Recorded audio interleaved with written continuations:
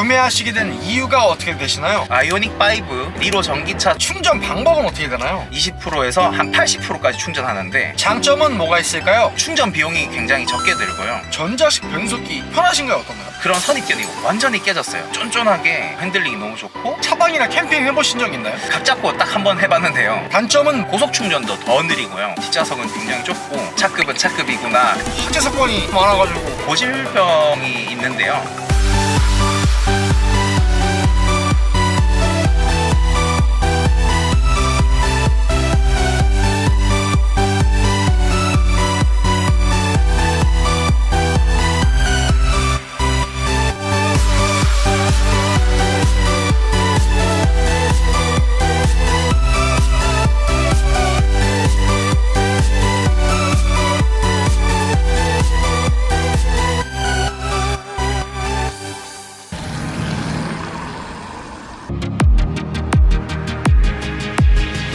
안녕하세요, 한기사입니다. 2018년에 출시된 현대자동차의 소형 SUV이며 세계 최초의 컴팩트 SUV 전기 차량인 바로 코나 일렉트릭입니다. 혁신적인 디자인과 풍부한 장점을 바탕으로 1세대 코나 일렉트릭 구매를 고민하시는 분들이 굉장히 많으실 텐데요. 그래서 코나 일렉트릭 차주분을 만나러 경상북도 구미시에 도착했습니다. 가볍게 자기소개 한번 부탁드릴게요. 안녕하세요. SM5 디젤 차주였던 지금은 코나 일렉트릭 차주인 37살 이선우라고 합니다. 이 차량의 소개 좀 부탁드릴게요. 이 차량은 2018년식 코나 일렉트릭이고요. 프리미엄 트림이고 썬루프 빠진 풀옵션입니다. 그리고 실외 색상은 세라믹 블루이고요. 실내 색상은 블랙 원톤입니다. 이 차량 신차로 구매하신 건가요? 아니요, 중고로 구매했습니다. 구매는 언제 하신 건가요? 2023년도 5월 1일에 구매했습니다. 구매 가격은 어떻게 되나요? 차량 가격은 딱 2천만 원이었고 취등록세가 140만 원이었는데 중고차도 전기차 취득세 할인이 들어가기 때문에 140만 원 감면 받아서 이 차는 어쨌든 중고차 가격만 2천만 원만 주고 구매했습니다. 차량 구매하실 때 신차만 취등록세 감면이 되는 게 아니고 중고차로 구매하셔도 전기차는 취등록세 감면이 되는 거예요? 네, 맞습니다. 요거 꿀팁이네요. 네, 꿀팁입니다. 현재 총 주행거리는 어떻게 되나요? 현재 약 23만 킬로 주행 중이고 가절 당시 약 16만 킬로 정도였으니까 1년 7개월 만에 한 7만 킬로 정도 운행했습니다. 잠깐만요, 차주님께서 어디 뭐 영업 뛰시나요?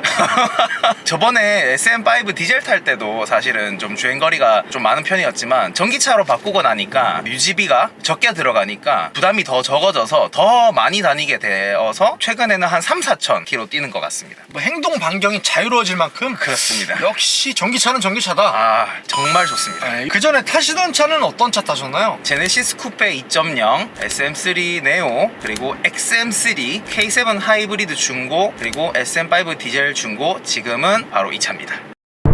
1세대 코나 일렉트릭을 구매하시게 된 이유가 어떻게 되시나요? 이 차를 구매하게 된 결정적인 이유가 사실 앞전에 타던 SM5 디젤도 연비도 좋고 뭐 다 좋았지만은 그래도 제가 키로수가 많다 보니까 제가 생각했던 것보다 유류비도 많이 나오고 톨게이트 비용도 뭐 합쳐지니까 생각보다 많이 나오는 거죠. 생각이 들던 찰나에 회사 동생이 갑자기 덜컥 테슬라를 구매하는 거예요. 주행거리가 한 달에 4,000km 넘게 주행한다. 그런데 스포티지 하이브리드를 그 당시에 운영하고 있었는데 그걸로도 지금 뭐 기름값이 충당이 안 된다. 그래서 전기차로 바꾸는 게 차라리 유지 비용이 훨씬 적게 들어갈 것 같다. 그래서 구매했는데 실제로 사자마자 한 달 채 안 돼서 한 4,200km 탔는데 충전 비용만 한 14만 원 나오더라. 뭐 톨게이트 비용도 한 절반밖에 안 나오더라. 원래는 전기차 살 마음이 전혀, 저도 이게 좀 시기상조다 뭐 이런 생각했는데 그 이야기를 듣고 나니까 전기차를 사야 되겠다는 마음을 먹었고 테슬라 롱레인지 중고, 그 다음에 아이오닉5 롱레인지 중고, 그 다음에 소나타 DH 하이브리드, 그리고 조금 저렴하게 니로 전기차 중고도 알아보다가 조금 더 싼 걸 찾아볼까 이렇게 찾아보는데 코나 전기차가 물론 키로수는 좀 있었지만 전기차는 키로수에 구애받지 않는다 이런 얘기도 있었고, 또 이 차가 사실은 이제 2020년도에 배터리 리콜, 그러니까 완전 새 배터리가 다시 20년도에 장착이 된 거죠.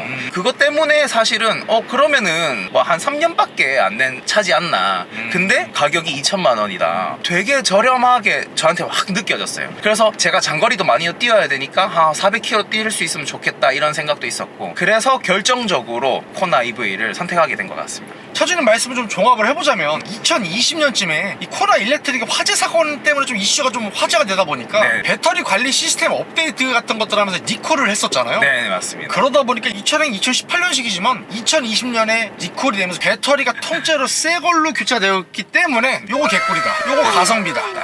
아주 달달한. 네, 그래서 그런 느낌 전체적으로 보셨던 거네요. 네, 맞습니다. 그리고 이 차량 모던 트림도 있는데 프리미엄 트림으로 선택하신 이유가 어떤 이유가 있을까요? 이왕이면 옵션 높은 풀옵션을 타고 싶기도 했고요. 그리고 이미 제가 찾아본 중고 매물에는 모던 트림보다 프리미엄 트림이 생각보다 더 많았어요. 그 당시에 어쨌든 이 차를 구매하시는 분들이 보조금을 지원받으니까 일부러 거의 다 프리미엄 트림으로 선택하신 게 아닐까 그런 생각을 해봅니다. 코나 일렉트릭의 전기 충전 방법은 어떻게 되나요? 저희 아파트에 어쨌든 집밥 충전기가 있기 때문에 평소에는 거의 집밥인 완속 충전기 위주로 하고요. 제가 고속도로로 이제 주행을 많이 하게 되면은 고속도로 휴게소 충전기를 가끔 사용하는 편입니다. 그러면 이 차량 전기차 충전 시간 같은 경우는 어떻게 되나요? 보통 20%에서 저는 가득 채우는데요. 평소 사용하는 집밥 완속 충전기 기준으로 20%에서 100%까지 채우는데 한 7시간 소요되는 걸로 알고 있습니다. 그럼 그 집에서 충전하시는 완속 충전기 몇 킬로와트짜리 완속 충전인가요? 7kW짜리긴 한데요. 최근에 뭐 이슈가 좀 됐잖아요. 배터리 화재 사건도 나고 해서 이 코나 전기차 자체 내 시스템 중에 완속 충전 속도를 좀 조절하는 기능이 있더라고요. 그래서 최대, 그 다음에 중간, 낮음 이렇게 설정할 수 있는 게 있는데 저는 중간으로 설정해서 스펙 자체는 7kW 충전기지만 실제로는 한 5.5로 충전되도록 그렇게 세팅해놓고 있습니다. 그리고 고속도로 휴게소 같은 곳에서 급속 충전기를 물렸을 때는 20%에서 한 80%까지 충전하는데 약 40분 정도가 소요되고요. 그리고 겨울철 지금같이 추운 시기에는 한 1시간 정도 가까이 들어갑니다. 왜냐면은 이 차가 나중에도 얘기할 거지만 어쨌든 히트펌프 시스템이 없어가지고 배터리 예열 시스템이 없어요. 그래서 엄청 오래 걸리고요. 그리고 얘는 어쨌든 아이오닉 5나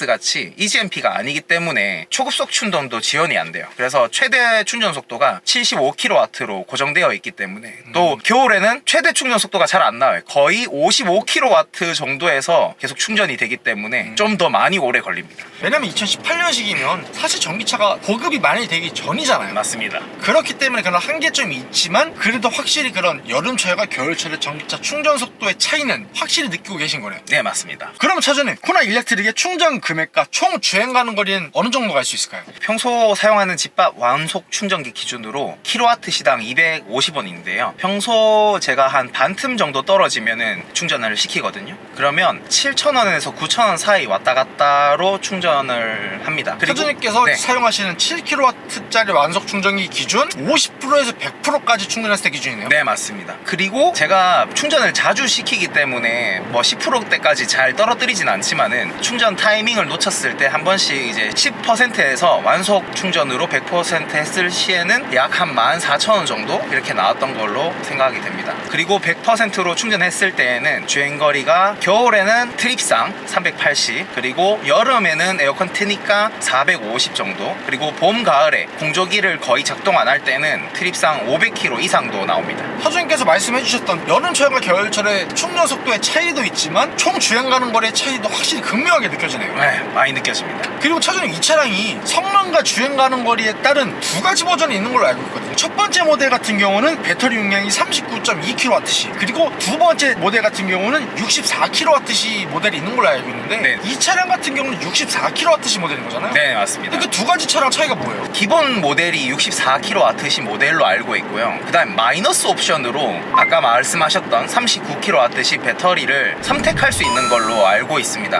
그래서 그걸 선택하면은 뭐 마이너스 뭐 200만원 정도가 300만원 정도가 그렇게 빠져서 좀 더 저렴하게 차량을 구매할 수 있는 따로 마이너스 옵션을 뒀던 걸로 기억을 합니다. 그래서 39.2kWh짜리 배터리 같은 경우는 총 주행하는 거리가 254km 갈 수 있고 64kWh짜리 배터리 장착했을 때는 406km 주행이 가능하다고 나와 있더라고요. 네, 맞습니다. 그래서 저는 어쨌든 주행 가는 거리가 좀 더 긴 걸 선택하고 싶었는데 근데 제가 중고로 찾아봤을 때는 사실 가격 차이가 많이 안 났어요. 해봤자 100만원 뭐 이렇게밖에 차이가 안 났기 때문에 그냥 속전속결로 네, 그냥 구매하게 됐습니다. 1세대 코나 일렉트릭의 장점은 뭐가 있을까요? 첫 번째로 저는 외관 디자인이 되게 마음에 든다고 말씀드리고 싶은데요. 코나 1세대 외관 디자인이 처음에 나왔을 때는 저게 무슨 디자인이지 물음표가 되게 많이 떴었던 디자인이었는데, 이게 되게 좀 전체적인 어떤 균형미라든지 아니면은 클래딩을 앞에까지 헤드라이트까지 감싸지 않은 부분이라든지 이런 부분들이 저는 되게 마음에 들고, 오히려 더 지금 현행 코나 모델, 그러니까 로보캅 모델보다도 제가 타고 있는 이 코나 일렉트릭 모델이 훨씬 더 예쁘게 느껴집니다. 그래서 이 차량 실내 디자인 보시게 됐을 때 캐스케이딩 그릴을 패턴으로 표현한 것이 굉장히 인상이 깊고요. 또한 전면부 그릴에 충전구가 적용이 되어 있으면서 상하 분리형 헤드램프가 적용이 되어 있는데, 이 또한 멋진 포인트라고 볼 수가 있을 것 같고요. 그리고 측면부 보시게 됐을 때 소형 SUV인 코나 일렉트릭의 컴팩트한 측면부가 인상이 깊은데요. 차주님, 이 차량의 휠은 몇 인치인가요? 17인치 휠입니다. 요거는 일렉트릭 전용 휠인 거죠? 예, 일렉트릭 전용 모델입니다. 그리고 도어 하단부의 가니쉬 포인트가 조금 더 차체가 길어 보이는 느낌을 주는 것 같고요. 그리고 후면부 보시게 됐을 때 날렵한 느낌의 LED 테일램프가 세련된 느낌을 추가를 시켜주고 있고, 상단부 리어 스포일러가 약간의 스포티한 감성을 추가를 시켜주고 있으면서 하단부의 방향지시 등과 범퍼의 디자인이 전체적으로 스포티하고 세련된 느낌의 코나 일렉트릭의 후면부 느낌을 살려주고 있는 것 같아요. 그리고 제가 가장 큰 장점이라고 생각하는 부분은 어쨌든 되게 낮은 유지 비용이다, 그렇게 생각합니다. 충전 비용이 굉장히 적게 들고요. 그래서 이 차가 일반 공도 기준으로는 한 8에서 9km 정도 나오고요. 히터 틀지 않았을 때 기준입니다. 고속도로 기준에서는 한 6.8에서 한 7.3 사이 정도로 나옵니다. 그리고 차주님께서 평소에 운전하시는 운행 스타일은 어떤 편이세요? 사실 제가 이 차 사기 전까지만 해도 부드럽게 운전하는 걸 되게 추구했었는데요. 출력도 시원시원하게 잘 나오고 이러다 보니까 기본적으로는 어쨌든 부드럽게 운전하려고 노력을 하지만, 가끔씩 이제 출력의 맛을 좀 느껴보고 싶어서 살짝 스포티하게 운전할 때도 있습니다. 그리고 차주님께서 평소에 어떤 모드로 주행하시는 편이세요? 이 차가 에코, 컴포트, 스포츠 이렇게 세 가지 모드가 있는데요. 저는 주로 컴포트 모드로 주행을 합니다. 그리고 차주님께서 일반 공도랑 고속도로 주행하시는 운행 비율은 몇 대 몇 정도 되세요? 일반 도로 4, 고속도로 6 정도 되는 것 같습니다. 그러면 그렇게 주행을 하셨을 때 복합 평균 전비는 몇 킬로와트 정도라고 볼 수 있을까요? 제가 블루링크로 이제 항상 확인을 하는데요. 평균 7.3 정도 나옵니다. 그리고 제가 평소에 배터리 충전하는 습관은 50% 정도 떨어졌을 때 100%까지 완속 충전하는 편인데요. 제가 사용하는 완속 충전기는 킬로와트시당 250원입니다. 그리고 그렇게 했을 때 7,000원에서 9,000원 사이로 나오는 편입니다. 그리고 그렇게 100% 충전했을 때 총 주행 가는 거리는 겨울 기준 380, 그리고 여름 기준 450, 그리고 봄, 가을 기준으로는 500km 이상 나옵니다. 그리고 저렴한 충전 비용과 더불어서요, 기타 다른 부분들도 유지 비용이 적게 들어간다고 생각하는데요. 일단은 공용 주차장 50% 할인, 그리고 톨게이트 비용 50% 할인, 그리고 이 차는 엔진이 아니기 때문에 엔진 오일 교체 비용, 그 다음에 사실 미션 오일 비용이, 이 차도 미션은 아니지만 감속기 오일이 있긴 있거든요. 근데 미션 오일에 비하면 반 정도 쌉니다. 그 오일 비용도 저렴해요? 네, 오일 비용도 저렴하다고 볼 수 있습니다. 그리고 외관이 이어서 저는 이 차의 실내 디자인도 되게 마음에 드는데요. 전반적으로 되게 시인성이 좋고, 그리고 적절하게 버튼 위치들이, 이런 직관성들이 되게 좋아서 저는 이런 실내 디자인이 마음에 듭니다. 그래서 이 차량 실내 디자인 보시게 됐을 때 수소차인 넥소와 굉장히 비슷한 느낌이 좀 나는 것 같거든요. 그래서 이 차량 3스포크 핸들이 묵직하게 들어가 있으면서 7인치 컬러 LCD 버추얼 클러스터가 굉장히 시인성이 좋게 들어가 있고요. 컴바이너 타입의 헤드업 디스플레이가 정보가 표현이 될 수 있는 또 하나의 장점으로 볼 수가 있을 것 같고, 심리스 디자인의 8인치 내비게이션의 시인성이 뛰어나게 들어가 있으면서, 그리고 이 차량 전자식 변속기가 적용이 되어 있잖아요. 전자식 변속기 편하신가요? 어떤가요? 처음에는 조금 어색하기도 했는데요. 소나타 DM8 메기타 처음 나왔을 때 그 당시 나왔던 앞뒤로 돼 있는 전자식 변속기는 좀 진짜 헷갈릴 수도 있겠다라는 생각도 많이 들고, 제가 직접 잠시 운행을 해봤을 때도 오히려 좀 더 헷갈리더라고요. 앞뒤로 세 칸이 있는 게. 근데 얘는 양옆으로 차라리 있어가지고 이쪽 손가락은 D, 이쪽 손가락은 R, 이렇게 아예 키보드 우리 자판 외우듯이 이렇게 외우고 있으니까 차라리 좀 덜 헷갈리는 것 같아요. 그리고 이거 앰비언트 라이트가 원래 없는 걸로 알고 있는데, 네. 이거 차주님께서 싸제로 추가하신 건가요? 예, 맞습니다. 야간에 너무 좀 심심하다 이런 인상을 받아가지고 앰비언트를. 죄송한데요. 딱 보자마자 이거 태무산 알리산 느낌이 들 정도로 너무 싼 마이 느낌 아니에요? 그래도 야간에는 티가 안 나니까. 예. 저희 어렸을 때 야광봉 있잖아요. 네, 그런 스타일.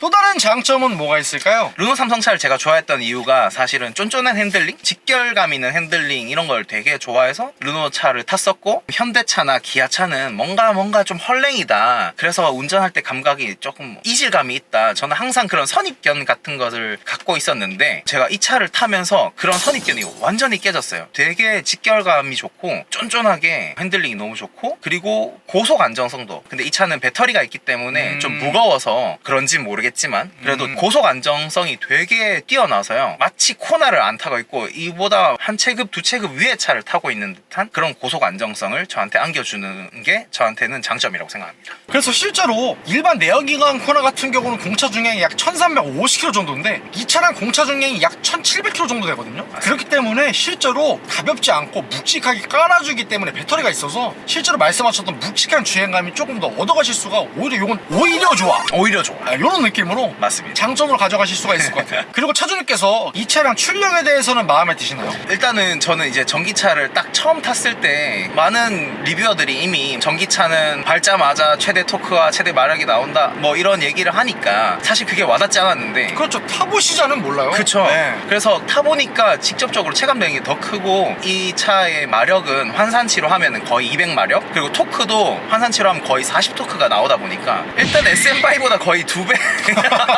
디젤에 비하면 거의 2배거든요. 그리고 그게 밟자마자 나오다 보니까 훨씬 가속감이나 출력 이런 것들에 대해서 만족스럽고 되게 장점이라고 생각합니다. 근데 차주님 이 차량 자료조사를 하다 보니까 조금 선 넘은 것 같다, 네? 라는 생각이 들었던 것 중에 하나가 이 차량이 178km 속도 제한이 걸려있나요? 아, 네. 최고 속도로 한번 밟아 보시면 알겠지만 리미트가 걸려 있습니다. 아니 무슨 덤프트럭이나 추레라 같은 거 90km 속도 제한 걸려있는 것도 아니고 이건 좀 선 넘은 거 아니에요? 제가 추측하는 바로는 어쨌든 이 배터리의 출력의 한계도 있을 거고, 배터리가 그 출력 이상을 땡겼으면은 배터리에 부하도 가고 혹은 모터에도 부하가 갈 수 있어서 아마 그렇게 해놓지 않았을까 살짝 추측해 봅니다. 저는 그래서 그게 뭐 단점이라고 생각하진 않습니다. 그리고 또 다른 장점은 동급 대비해서 좋은 옵션이 들어간 게 저는 장점이라고 생각하는데요. 이 당시 나왔던 차 중에 이 소형 SUV 중에 어쨌든 LED 헤드램프가 적용된 거, 그리고 안전 운전 보조 옵션, 고속도로 주행 보조 옵션이라든지 완전 정차까지 지원하는 어댑티브 크루즈 컨트롤이라든지 아니면 차선 중앙 유지 보조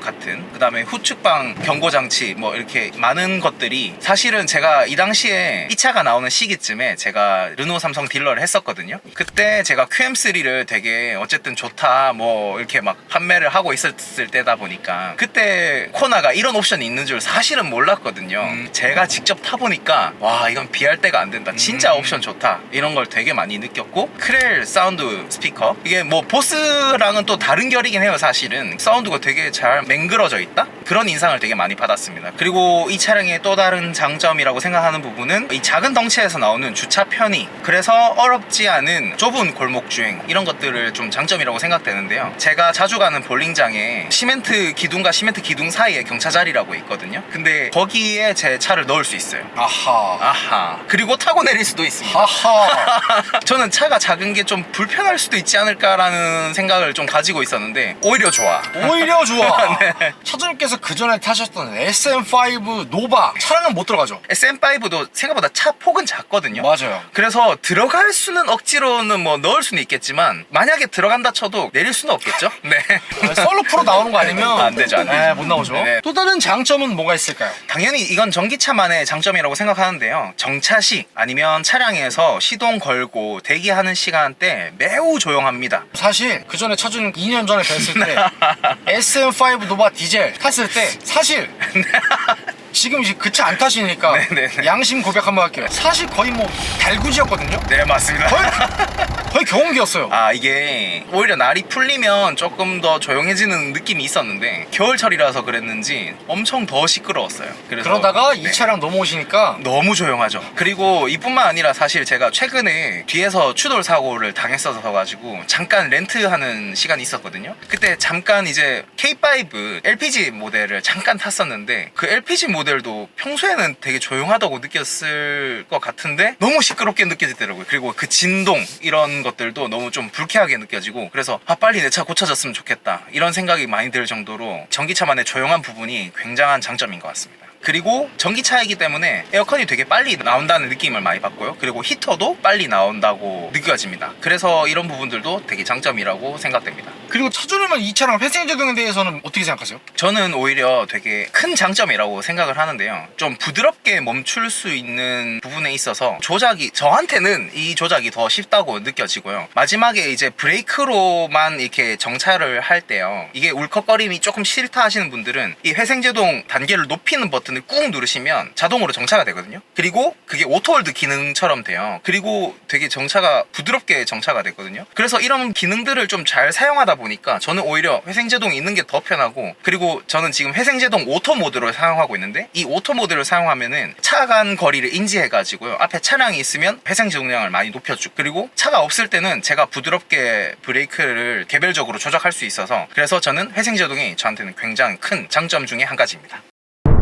1세대 코나 일렉트릭의 단점은 뭐가 있을까요? 이 차량의 가장 큰 단점은 주행 가는 거리라고 생각하는데요. 사실 이제 날이 따뜻하거나 더울 때나 이럴 때는 솔직히 그게 단점으로 저는 와닿지 않습니다. 근데 겨울철 주행 가는 거리가 정말 큰 단점이라고 생각하는데요. 어쨌든 히터를 안 틀 수가 없잖아요. 사람이 추우니까. 그래서 히터를 틀게 되면 주행 가는 거리가, 아까 제가 380이라고 말씀은 드렸지만은 실제로는 380을 채 못합니다. 그래서 최대한 히터도 좀 약하게 틀려고 하고, 최대한 엉따나 뭐 핸들 열선 이런 걸 이용하려고 하긴 하는데요. 그래도 이제 시내 주행 때는 그나마 뭐 회생제동이 적극적으로 되니까 이렇게 주행 가는 거리가 적게 줄어드는 것 같은데, 고속 주행을 하게 되면은 주행 가는 거리가 정말 말도 안 되게 확 줄어드는 게 눈에 보입니다. 중고 메모리나 이런 걸 찾아봤을 때는 2019년식 코나 일렉트릭부터는 히트 펌프가 들어간 모델도 있더라고요. 근데 2018년식에는 히트 펌프가 들어간 모델이 없을 뿐더러 제가 찾아본 옵션표에도 히트펌프는 선택할 수 없었던 것 같아요. 그래서 히트펌프가 없으니까 고속 충전도 더 느리고요, 주행 가는 거리도 더 빨리 떨어지는 것 같습니다. 또 다른 단점은 뭐가 있을까요? 아까 뭐 장점이라고 얘기했던 작은 차체가 사실 저는 장점이라고 생각하기도 하지만, 사실 실내 공간은 그에 비해서 엄청 작죠. 그래서 좁은 뒷좌석 공간, 좁은 트렁크, 어쨌든 그냥 제가 편하게 타고 다니면 뒷좌석은 제가 탈 수 없을 정도로 굉장히 좁고, 또 뭐 트렁크도 사실은 뒷좌석 폴딩 하면은 넓어지는 거야 당연하죠. 근데 일반적으로 4명을 다 타야 된다고 생각하면은 니로보다도 훨씬 트렁크가 작다고 느껴지거든요. 그리고 실제로 이 차량이 배터리가 바닥에 있다 보니까 실내가 조금 높아져가지고 안 그래도 좀 부족한 이런 실내 공간이 조금 더 좁아졌다는 얘기가 있더라고요. 하지만 이 차량 2세대 코나 일렉트릭으로 넘어가게 되면서는 뒷자리 공간이 조금 더 넓어져서 그나마 해결이 좀 됐다고 하더라고요. 제가 부산 모터쇼에 잠깐 가서 그 2세대 로보캅 코나를 한번 타봤는데 엄청 커졌더라고요.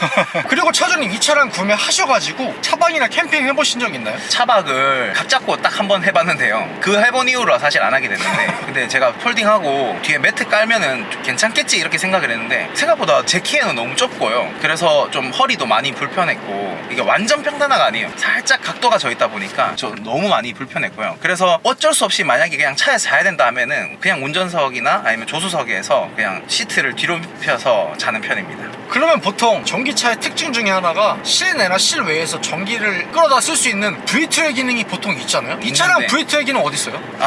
이 차는 완전 초기형이라서 그런지 V2의 기능이 전혀 없습니다. 죄송한데 전기차에 V2가 없으면 차박 캠핑은 나가리다. 더 큰 차로 사겠습니다. 네. 그리고 제가 느끼는 이 차량만의 소소한 고질병이 있는데요. 방향 보조등, 그러니까 야간에 핸들 틀었을 때 핸들 왼쪽으로 틀면 이쪽에 불이 들어오고, 핸들 오른쪽으로 틀면 이쪽에 불이 들어오는 방향 보조등이 있거든요. 이 전구가 한 6개월마다 나가요. 그 램프가 다른 차량에는 헤드램프로 쓰이는 전구거든요. 55W짜리 할로겐 램프인데, 근데 이게 계속 껐다 켜졌다 하니까 일반적으로 헤드램프로 사용할 때보다도 훨씬 수명이 짧아질 수밖에 없는 것 같긴 해요. 근데 또 이게 셀프로 안 갈고 만약에 서비스 센터에 가잖아요. 또 생각보다 많이 비싸요. 그래서 저는 아예 그냥 싼 전구를 한가득 사가지고 한 박스를 사서 셀프로 갈아주려고 생각하고 있습니다. 그리고 제가 옵션에 대해서 단점이라고 생각되는 부분이 하나 있는데요. 르노 삼성차는 워크 어웨이 락이라고 해서 스마트 키를 소지한 채로 차에서 한 1, 2m 멀어지면은 자동으로 잠기는 기능이 있거든요. 제가 거기에 되게 좀 익숙해져 있던 터라 이 차를 사고 나서부터 계속 문을 안 잠그고 다니는 거예요. 그래서 이러면 안 되겠다 싶어서 사제 다이하는 또 이 장치가 있는데, 이걸 하게 되면 스마트폰 블루투스랑 연동이 돼가지고 이게 가까이 오면 자동으로 열리고 멀어지면 자동으로 잠기고, 이걸 달 수밖에 없었어요. 그래서 워크어웨이락이 없었던 게 저는 단점이라고 생각합니다. 너무 많은 걸 바라시는 거 아니에요? 이게 제가 좀 많은 걸 바라는 것 같습니다. 그리고 이 차량의 단점은 승차감이라고 좀 생각이 되는데요. 아까 뭐 이게 정차 시에 조용하고 이런 부분하고는 다르게 어쨌든 주행 중에 요철 등 고르지 못한 노면에서 되게 불쾌한 승차감이 올라오는 것 같아요. 그래서 아까 잠깐 얘기했지만 렌트했을 때 그 K5랑 똑같은 구간을 이렇게 달렸을 거 아닙니까? 출퇴근하면서. 근데 K5는 약간 이렇게 그 구간이 생각보다 무던하게 이렇게 넘어가더라고요. 근데 제가 항상 출퇴근할 때는 막 차가 붕 이런 소리가 엄청 심하게 나고 또 진동도 엄청 심했거든요. 죄송한데 K5는 중형차고 얘는 소형. 이게 좀 급이 다르긴 한데 제가 착각을 하는 거죠. 사실은 어쨌든 평소에 조용하고 하니까 이 차도 되게 한 등급 높은 차다, 저는 약간 이렇게 착각을 하고 있는 느낌이 많이 들거든요. 근데 이제 이런 고르지 못한 노면을 지날 때마다 아, 차급은 차급이구나. 그럼 이 승차감이 좀 하드한 편인가요? 물렁한 편인가요? 좀 하드한 편인 것 같아요. 어쨌든 얘는 배터리가 들어간 것 때문에 일반적인 코나랑 다르게 어쨌든 멀티링크가 들어가 있거든요. 물론 일반 코나에도 멀티링크가 들어가 있는 모델도 있긴 하지만 어쨌든 전기차는 모두 멀티링크인 걸로 제가 알고 있는데, 근데 멀티링크인 거랑 상관없이 어쨌든 차량 자체가 무거워서인 것 같기도 하고, 그것 때문에 서스펜션 세팅을 조금 단단하게 하지 않았나? 일반적인 어떤 승차감에 있어서는 좀 불쾌감을 많이 주는 것 같습니다. 또 다른 단점은 뭐가 있을까요? 이게 배터리가 밑에 있어서 그런지는 모르겠는데 세단같이 이렇게 밑으로 깔린 시야를 되게 좋아하거든요. 운전 포지션도 그렇고. 근데 이 차가 진짜 SUV처럼 아싸리 확 높든지 아니면 일반적인 어떤 소형차처럼 확 낮든지 좀 이랬으면 좋겠는데, 이도 저도 아닌 약간 좀 애매한 포지션이 있어요. 저처럼 키가 좀 애매하게 큰 사람은 뭔가 운전 포지션을 잡기가 조금 애매한 부분이 있는 것 같습니다. 차주님 키가 애매하다고 하시면 차주님 키가 한 170에서 185 사이라고 보면 되겠네요. 딱 180인데 이 차가 뭐 물론 핸들이 틸팅도 되고 텔레스코픽도 되지만 핸들을 편하게 잡자니 다리가 불편하고, 다리를 편하게 하자니 핸들 잡는 게 좀 불편하고, 이런 부분이 있습니다. 결론은 차주님 키가 180이다. 예. 루저는 아니다. 죄송한데 저는 루저. 그리고 차주님 이 차는 전기차 타시니까 요거를 여쭤보지 않을 수가 없는 게 네. 여러 가지 전기차에 대한 이슈들이 많이 언급이 되고 있는데 이것에 대한 차주님의 생각은 어떠세요? 사실 저는 이 차를 살 때가 뭐 이런 공포감이라든가 이슈가 많이 없을 때 구매를 했던 터라 사실은 이런 부분에 있어서 저는 공포감도 잘 없고, 제 주위의 분들도 그런 부분에 있어서 전기차 불 안 나냐 뭐 이런 얘기를 하는 사람도 사실 잘 없고 걱정되는 부분이 없는 것 같습니다. 죄송한데 2020년식 이전 코나 일렉트릭이 화재 사건이 생각보다 많아가지고.